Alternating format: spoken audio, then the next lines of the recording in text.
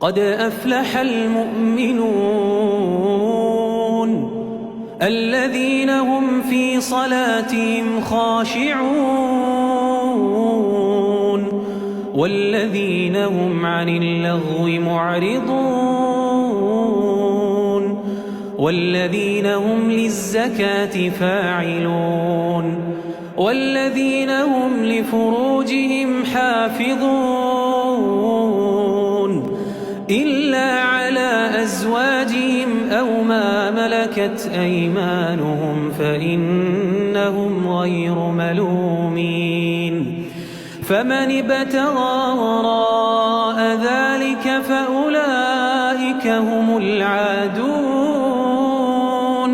والذين هم لأماناتهم وعهدهم راعون والذين هم على صلواتهم يحافظون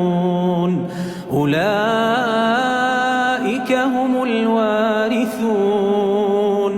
الذين يرثون الفردوس هم فيها خالدون.